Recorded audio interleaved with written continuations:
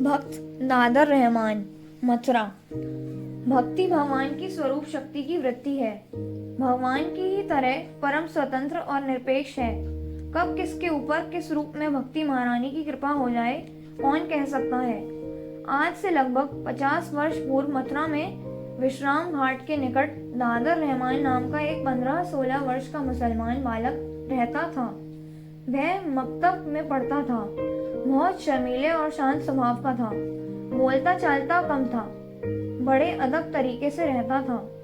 छोटे बड़े सब उसे प्यार करते। उसके पिता का विश्वास था कि वह एक अच्छा मुसलमान बनेगा। एक दिन उसने अपनी माँ से पूछा, अम्मी, हम लोग हिंदुओं को काफिर क्यों कहते हैं? माँ ने कहा, चुप नालायक, जानता नहीं, हम लोग काफिरों का नाम भी मुंह पर नहीं लेते। आने दे अब्बा को, वही जवाब देंगे तेरे सवाल का। दादा रहमान अपने माँ बाप का एक ही लड़का था। उसके मुंह में ऐसा प्रश्न सुनकर माँ के कान खड़े हो गए। उसने सोचा कि शायद लड़का हिंदुओं की सोहबत में पड़कर बिगड़ने लग गया है। इसे तत्काल सबक न सिखाया तो कहीं बिल्कुल ही हाथ से न निकल जाए। पति के घर में प्रवेश करते ही उसने कहा, जानते हो आज रहमान ने क्या सवाल किया है? वह पूछता है कि हम लोग हिंदुओं को काफिर क्यों कहते हैं। अच्छा, इसकी इतनी जरूरत? कह उन्होंने उसके ऊपर आंखें तरेरी और बैत उठाई। अच्छा, इसकी इतनी जरूरत? कह उन्होंने उसके ऊपर आंखें तरेरी और बैत उठाया। वह सहम कर चुपचाप खड़ा रहा। बाप ने बैत सटकाते हुए कहा, कमबख्त, तू जानता नहीं कुरान शरीफ में क्या लिखा है? जो हमारे पाक इस्लाम मजहब पर ईमान नहीं लाते और बुतों को पूजते हैं, वे काफिर हैं। कौन मुसलमान का बच्चा इस बात को नहीं जानता? फिर तूने यह सवाल करने की हिम्मत कैसे की? तुझे कुरान की आयतों पर एतबार नहीं? खुदा ताला को तुझे खौफ नहीं? लगता है तू काफिरों की सोहबत में पड़ गया है। उन्होंने तुझे बहकाया है। खबरदार जो किसी काफिर का साथ किया। दादर न किसी काफिर का साथ करता, न किसी काफिर ने उसे बहकाया था, पर काफिरों के खुदा ने उस पर कुछ ऐसी मोहिनी डाली कि वह उन्हें देखे बिना नहीं रह सकता था। मकतब आते जाते रास्ते में एक हिंदुओं का मंदिर पड़ता था। मंदिर के भीतर राधा कृष्ण की सुंदर मन प्राण हर लेने वाली मूर्ति के बाहर से दर्शन होते थे। वह मंदिर के दरवाजे पर खड़ा खड़ा उन्हें एकटक देखा करता। उन्हें देखते देखते कभी कभी अपनी सुध-बुध खो बैठता था। मकतब में और घर में देर से पहुंचने के लिए उसे डांट भी खानी पड़ती, पर जब तक वह दिन में 1-2 बार उन्हें नहीं देख लेता था, उसे चैन नहीं पड़ता। कई बार तो उन्हें देखकर उसकी बेचैनी और अधिक बढ़ जाती थी। उनकी मोहिनी मूरत उसकी आंखों के सामने छाई रहती थी। वह उनकी याद में खोया खोया रहता था। उसके नेत्रों में पानी भरा रहता था। बार बार किसी बहाने उसे पहुंचकर अपनी वह बेचैनी छिपाने की कोशिश किया करता था। उसका चचेरा भाई कासिम भी उसके साथ उसी मकतब में पढ़ता था। वह एक अच्छा मुसलमान था। दिन में 5 बार नमाज पढ़ता था। उसे दादर की काफिराना हरकतों का पता था। एक दिन जब दादर कासिम के साथ मकतब से लौट रहा था, उसने उससे कहा, तू घर जा, मैं जरा ठहर कर आऊंगा। कासिम ने कहा, मैं जानता हूँ तू कहाँ जाएगा। काफिरों के मंदिर में। मैं नहीं जाने दूंगा, वहां जाएगा तो काफिर हो जाएगा। भाई, तूने उस मंदिर में किशन जी और उनकी दुल्हन को देखा है? दादर ने अपने आंसुओं को छिपाते हुए और भरे हुए कंठ को सुधारते हुए विनम्रता पूर्वक उससे पूछा। वह क्या मुसलमानों के देखने की चीज है, अहमक? कासिम ने गुस्से से भरकर कहा। क्यों? खुदा की दुनिया में सभी कुछ तो उसका बनाया हुआ है। उसकी बनाई किसी चीज को देखना गुनाह कैसे हो सकता है? दादर फिर हो गया है। अल्लाह तुझ पर खफा होगा, तुझे काफिरों के साथ जहन्नुम भेजेगा। अल्लाह तो मोहब्बत चाहता है। जो उसे मोहब्बत करता है उस पर वह खफा क्यों होगा?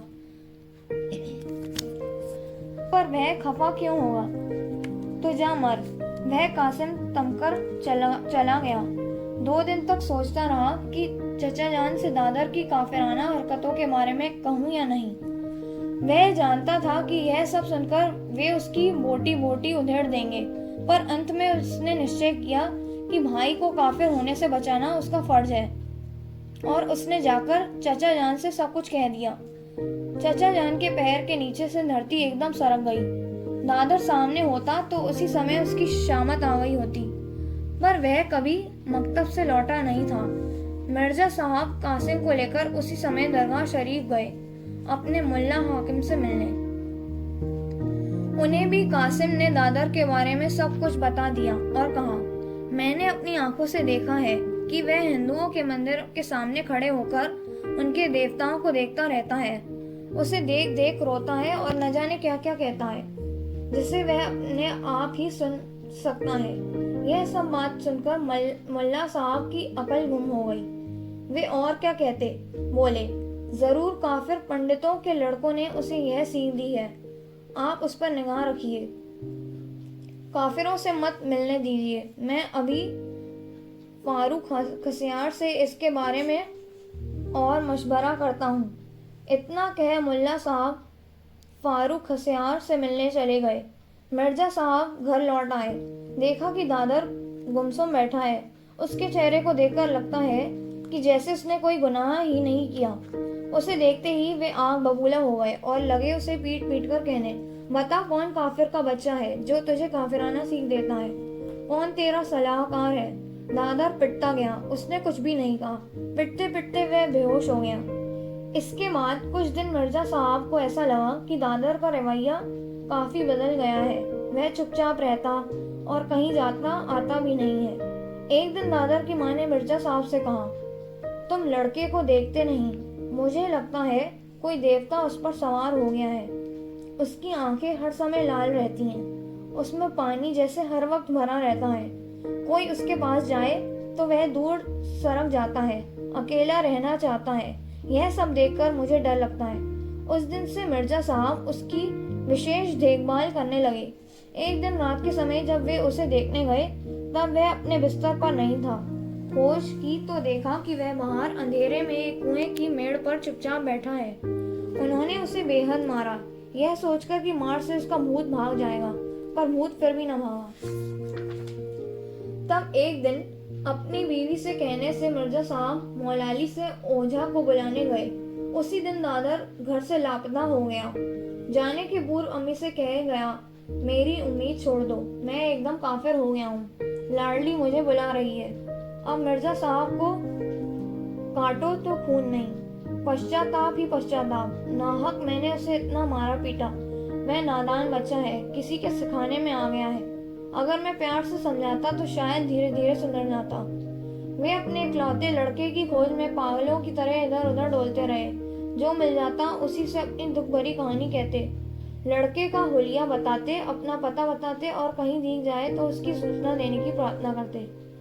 10-12 दिन बीत गए इस तरह खोज करते करते। एक दिन विश्राम घाट पर उनकी भेंट हुई बंगाल से आए हुए एक यात्री श्री प्रमोद कुमार चट्टोपाध्याय से। उन्हें भी एक तरह ले जाकर उन्होंने अपने लड़के की सारी बात कही। वे उनकी स्थिति का सही मूल्यांकन कर उनकी कुछ सहायता करें, इस उद्देश्य से यह और कहा, देखिए हम लोग मुसलमान हैं और बादशाह की जात हैं। शाह आलम के अमल में दिल्ली से हमारा बड़ा रोब दाब रहा है। एक वक्त सारा हिंदुस्तान हमारे हुक्म पर चलता था। डफरिन लाट से जागीर लेकर हम लोग आगरे में बस गए। कागजों में यह सब छपे हुए हरफों में दर्ज है। हमारा मजहब दुनिया में सबसे अच्छा है। एक दिन सारी दुनिया को इसे कबूल करना होगा। हिंदू हमारे लिए काफिर है। कुरान शरीफ में लिखा है कि वे कभी बहिशत में कदम नहीं रख सकते, उन्हें तो जहन्नुम में जाना ही है।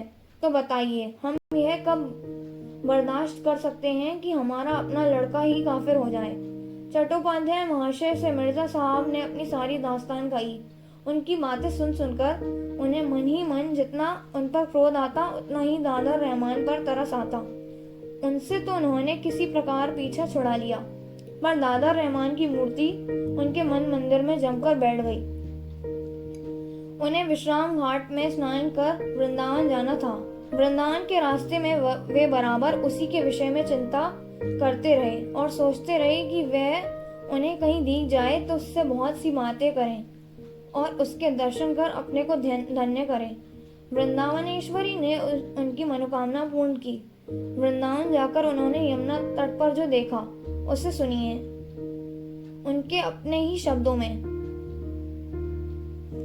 विलक्षण प्रेम और विलक्षण कृपा शीर्षक लेख से उद्धृत है। जहां बैठा था उससे कुछ दूरी पर 3 अपूर्व विशाल वृक्ष खड़े थे। सुंदर सुपरिष्कृत तृणहीन भूमि पर लंबे लंबे 3 वृक्षों के मूल इस प्रकार समान अंतर पर विद्यमान थे कि उनके बीच एक सुंदर त्रिकोण क्षेत्र की सृष्टि हो गई थी। उसके भीतर कोपीनधारी एक मूर्ति अद्भुत भंगिमा के साथ बैठी है। वह भंगिमा ऐसी चित्ताकर्षक थी कि मेरी दृष्टि बलपूर्वक उसी ओर खिंची रह गई। प्रथम दृष्टि में ही ऐसा लगा कि वह मूर्ति किसी वैष्णव एवं योगी की है। उसका बैठने का ढंग योगी जैसा ही था। मैं अपनी जगह पर स्थिर न बैठ सका, उठ पड़ा और निमिष मात्र में उस स्थान पर जा पहुंचा। वहां देखी एक अद्भुत बालक मूर्ति, स्वास्थ्यपूर्ण सुडोल उज्ज्वल गौरवर्ण कोपीन मात्र वस्त्र। लगा जैसे व्यास पुत्र परमहंस सुखदेव की ही मूर्ति देख रहा हो। उन दिनों कुछ ठंड थी, किंतु बालक के शरीर पर कोई वस्त्र नहीं था। शायद उसे इसकी आवश्यकता भी न थी, किंतु मेरी बुद्धि तो स्थूल देहगत बुद्धि ठहरी। उसका शीत बोध अपने ऊपर आरोपित कर अपने शरीर का गर्म कपड़ा उसे उड़ा दिया।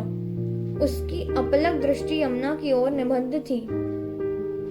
मुंह में कोई शब्द न था। इसी समय एक ब्रजवासिनी घाघरा चोली ओढ़नी सब कुछ नीले रंग का धारण किए हुए आ उपस्थित हुई। उसके एक हाथ में एक थाल कपड़े से ढका था, निश्चय ही उसमें कुछ खाद्य पदार्थ था। दूसरे हाथ में एक साफ झकझक करते हुए लोटे में कुछ पेय था। अति कमनीय था उसका मुखमंडल। अपूर्व भाव भंगी के साथ खड़ी होकर उसने धीरे धीरे हाथ की चीजें उस किशोर के सामने रख दी। वह बोली, दुलाल मेरे, अब कुछ खा ले, मैं तुझे खिलाकर घर जाऊंगी। फिर वहां का काम समाप्त कर संध्या समय पुनः यहाँ आऊंगी और तुझे वहां ले चलूंगी। यह सब मधुर ब्रजभाषा में कहकर वह उसे मुख की ओर स्नेह भरी आंखों से देखने लगी। मैं वहां एक अपरिचित व्यक्ति भी उपस्थित हूँ, इस ओर उसका बिल्कुल ध्यान नहीं था। मानो उसके सामने उस किशोर के सिवा और कोई ना हो। उसकी बातें इतनी मधुर थीं कि भाषा के साथ कंठ स्वर मिलकर एक अपूर्व संगीत की सृष्टि कर रहा था। साधु में किंतु कोई भावांतर नहीं हुआ। वह जैसे अपलक यमुना की ओर ताक रहा था, वैसे ही ताकता रहा। यह देख उस ब्रजांगना ने व्याकुल भाव से मेरे लाल कहते हुए उसके चिबुक का स्पर्श किया। उस समय वह ध्यानस्थ किशोर तनिक चौंका, किंतु उसके नेत्र वैसे ही अबलक बने रहे। फिर एक बार उस नवागता के मुंह की ओर देखकर वह बोला, चंपा मुझे ले चलो, ले चलो, और कहते कहते उठने लगा। जननी की तरह स्नेह से हाथ पकड़कर मधुर भाषा में वह व्रजनारी बोली, अभी नहीं मेरे लाल, अभी कुछ खा ले, उसके बाद संध्या समय आकर तुझे ले जाऊंगी। इतना कह उसने थाल में से एक ग्रास उठाकर उसके मुंह में डाल दिया। 2 एक ग्रास की उसने खाया। अंत में थोड़ा सा दूध पीकर वह किशोर फिर समाहित चित्त होकर यमुना के तटवर्ती वन की ओर देखने लगा। तब मेरी ओर ताककर वह व्रजबाला विनती भरे करुण स्वर में बोली, बाबा तुम यहाँ अभी कुछ देर रह सकोगे ना? मुझे उत्तर से वह प्रसन्न हुई, किंतु फिर उस बालक की ओर देखकर अश्रुपूर्ण नेत्रों से बोली, कल ही मुझे लाडली जी ने कह दिया था कि उसका सब समय ध्यान चलता रहता है, होश नहीं रहता। उसे खिला दो, नहीं तो उसका शरीर नहीं टिकेगा। 10-12 दिन से कुछ नहीं खाया, थोड़ा सा दूध बस। उसने किशोर को देखा, कहा, क्या करूं? अच्छा मेरे गोपाल तू यहीं रह, मैं घर जाती हूँ। मुझे अभी घर का काम करना है, सांझ को आकर तुझे ले जाऊंगी। किशोर निर्वाक समाहित चित्त अपने आसन पर बैठा रहा। ब्रजवासिनी का अंतर्धान भी कुछ विचित्र सा ही था। जब मैं ध्यान मग्न उस योग मूर्ति की ओर देख रहा था, तब जरा मुड़कर उसने एक हाथ में लोटा और दूसरे हाथ में थाल लेकर जाते हुए देखा। उसके बाद वह आगे बढ़ते बढ़ते न जाने कहाँ विलीन हो गई। वहाँ कोई पेड़ अथवा और किसी प्रकार की आड़ नहीं थी। यह मुझे पूर्ण स्मरण है। लड़की का आना जाना और उस थोड़े से समय के लिए रहना, इस सब के भीतर जो कुछ देखा, उससे लगा कि वृंदावन के यमुना तट पर किशोर वैरागी को केंद्र करके एक महान आनंदमय अपार्थिव खेल चल रहा है। अब सांझ होने को आ गई। यमुना तीर पर खूब हवा चल रही थी, परंतु योगी की ओर देखने पर ऐसा लगता था मानो आकाश बतास का कुछ भी कार्य उसे दृष्टिगोचर नहीं था। मेरी बात करने की प्रबल इच्छा हो रही थी। मैं हरी हरी शब्द का इस तरह उच्चारण करने लगा कि वह सुन ले। मेरी मनोवांछा पूर्ण हुई। उसने मेरी ओर देखा। मैंने कहा, बाबा जी, तुम्हें क्या कष्ट है? वह धीरे धीरे बोला, कष्ट कुछ नहीं। मैं वृंदावन में हूँ, मथुरा में था तब माँ बाप सब कितना मारते थे, पर अब कितनी मेहरबानी कृष्ण जी की है, श्री राधा की। आहा, बस इतना कह वह संज्ञाहीन सा हो गया। थोड़ी देर बाद बोला, तुम जानते हो राधा कुंड कहाँ है? और व्याकुल भाव से मेरी ओर ताकने लगा। मैं बोला, जानता हूँ। सुनते ही महान उत्साह के साथ उसने कहा, तो मुझे वहां ले चलोगे? फिर न जाने क्या उसके मन में आया, कुछ सोचने जैसा भाव बनाकर तुरंत बोला, ना, वहां तो तुम जा ही नहीं सकते। ब्रज रानी की दया के बिना वहां कोई जा नहीं सकता। मुझे चंपा सखी ही ले जाएंगी। फिर थोड़ा रुककर धीरे धीरे अति मृदु स्वर में कहा, पर उसने आने में अभी देर है ना? राधा कुंड की कुछ बातें सुनाओगे?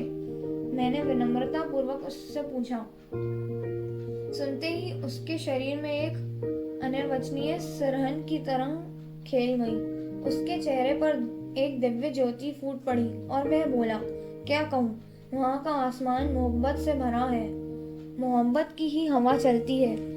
वह क्या कुछ कहने की बात है साधु जी। वहाँ सखा सखी इस तरह मिलजुल कर घूमते फिरते हैं मानो आनंद से नाचते हों।